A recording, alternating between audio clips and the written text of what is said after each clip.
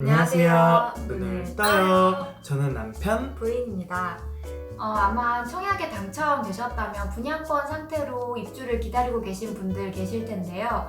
혹시 분양권 상태로 가지고 계시면서 입주 시기를 맞추지 못하거나 혹은 잔금을 일정에 맞춰서 내지 못할까봐 걱정하고 계신 분들이 계시다면 오늘은 신축 아파트 입주 절차 같이 알아보도록 해요. 최근 저희도 가지고 있던 분양권이 입주를 시작해 지금은 입주가 모두 마무리된 상태입니다. 처음부터 임대를 목적으로 분양권을 죽죽 해뒀는데요. 봄 입주로 무난하게 세입자를 맞추고 잔금 치를 것을 예상했으나 코로나19가 터지면서 집을 덜 보러 다니고 이사도 아무래도 덜 하게 되었잖아요. 세입자 구하기가 어려워 입주 시기를 몇 주 넘겨서야 맞출 수 있었습니다. 시간은 계속 흐르고 참 섬뜩한 경험이었습니다. 입주장 조심하세요. 자, 그럼 중도금 대출은 어떻게 상환했는지, 입주 기간이 지난 후에 잔금을 해도 문제는 없는지, 계약이 취소되는 경우도 있다던데 사실인지 여러 생각이 드실 텐데요. 지금부터 차근차근 알려드리겠습니다. 우선 분양 아파트 입주 과정을 설명하면 이렇습니다. 입주 3개월 전쯤에 사전점검 안내 문자가 옵니다. 아파트가 거의 다 지어졌으니 세대를 방문해서 하자를 확인하고 단지도 한번 구경해 볼 수 있도록 열어주는 기간인데요. 사전점검이 어느 정도 마무리되면 이제 진짜 입주 지정 기간이 확정이 되고 입주를 시작하게 됩니다. 우선 예시로 우리가 비조정 지역에 분양권이 하나 있다고 가정을 할 때 아파트가 준공되는 동안 분양권 상태로 중도금 대출을 60% 받았다고 해보겠습니다.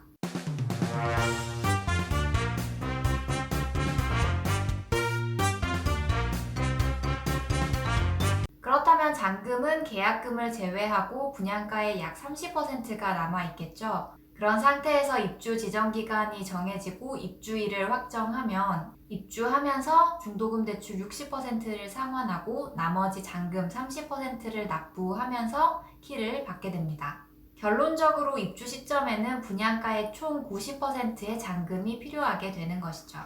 저희처럼 세입자를 받는 경우라면 세입자의 보증금과 나머지 현금 납부를 통해서 잔금을 치르실 수 있습니다. 만약 입주 시점 전세가가 분양가보다 높다면 더 부담해야 할 금액은 없어지겠죠. 만약 아파트 입주 기간 내에 입주하지 못한다면 어떤 일이 발생할까요? 신축 아파트 입주 기간 보통 2개월 정도입니다. 예를 들면 4월 22일부터 6월 22일까지 잔금을 완납하고 입주하라는 안내를 받게 됩니다. 입주 마감일이 다가오면 잔금 연체 시 어쩌고 저쩌고 무시무시한 독촉장도 받게 됩니다. 이거 완전 쫄립니다. 당연히 최선은 입주 기간 안에 입주를 하는 것입니다. 그렇지만 피치 못할 사정으로 입주 기간 안에는 절대 입주하지 못하는 경우도 있을 수 있죠. 현재 살고 있는 집을 내놓았는데 매수인과 잔금일 협의가 안 되는 경우, 또는 현재 살고 있는 집, 임대인이 사정상 보증금을 빨리 줄 수 없다고 하거나, 혹은 저희처럼 세입자가 입주 기간을 지나서야 구해진 경우 등이 그렇습니다. 입주 기간이 지나면 절대 입주 불가? 그렇게까지 야박하진 않습니다. 대신 그에 상응하는 잔금 연체이자를 내면 일정 기간 정도는 늦어도 허용해줍니다.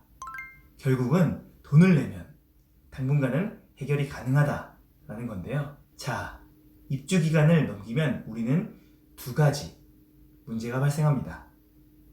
첫 번째는 잔금을 치르지 못했다. 두 번째는 중도금 대출을 상환하지 못했다.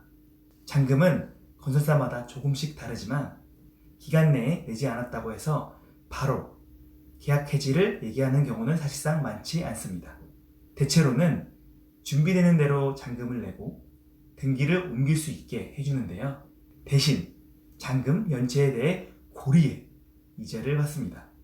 약 8%에서 11% 수준으로요. 5억 아파트에 중도금 대출을 제외하고 잔금이 1억 5천만 원이라고 하면은 한 달에 약 100만 원 가량의 이자가 붙게 되는 거죠.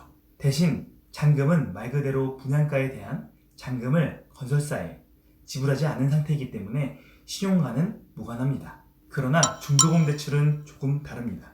아파트가 준공되는 동안 건설사는 은행에 보증을 서고 중도금 후이자 대출을 가능하게 합니다. 그리고 대출 한도는 입주 기간이 시작되면 상환을 해야 합니다. 대출. 바꿔 말하면 입주 기간 시작일로부터 이자를 1할 계산해서 계약자가 납부를 해야 합니다. 상환 기한은 일반적으로 입주 기간 마지막 날로부터 약 한 달 가량의 여유를 줍니다. 2월 22일이 입주 마지막 날이었다면 7월 말일 정도는 유예가 가능한 것이죠. 그런데 유예 기간마저 넘긴다면 그때부터 신용불량에 문제가 같이 생기니 조심하셔야 합니다. 은행에 빌린 돈을 약정한 때에 갚지 않았기 때문입니다. 그래서 결론적으로 입주 기간 내에 입주를 하지 못한다고 해서 계약이 해지되는 위험은 적고 입주 기간 이후에도 입주를 할 수 있기 때문에 피치 못할 사정이 있다면 그 기간을 넘기더라도 해결이 가능하다는 점 우선 알려드리고요. 중도금 대출을 받은 경우에는 기한이 정해져 있기 때문에 입주 기간을 넘기더라도 최대 한 달 내에는 해결을 해야 하고 잔금 또한 연체이자가 높다는 점 기억을 하셔야겠습니다. 저희도 이번 4월 한 달 동안 세입자 구하기 위해서 정말 고군분투하면서 이런 중도금 대출 상환 부분이나 잔금 연체 이자를 알게 되었는데요. 만약 신축 아파트에 임차인을 구할 예정이시라면 입주 지정 예정 기간보다는 한 한두 달 정도는 먼저 부동산에 가셔서 분위기나 시세를 파악하시는 게 도움이 될 것 같고요. 또 입주 지정 기간 중에 문제가 발생한다면 건설사나 또 입주자 협의회 혹은 주변 중개사 분들과 충분히 상담을 통해서 해결책을 찾아 나가실 수 있으니까 같은 고민을 하시는 분들이라면 좋은 해결책을 잘 찾아 나가셨으면 좋겠습니다. 너무 겁먹지는 마시고요. 그럼 오늘은 여기까지고요. 이 영상이 도움이 되셨다면 구독과 알림 설정 부탁드리고요. 우리 다 같이 부동산에 눈을 네, 떠요. 안녕. 이 영상이 도움이 되셨다면 구독과 이 영상이 뭐야? 이게 그렇지. 이게 뭐야? 이 영상이 약간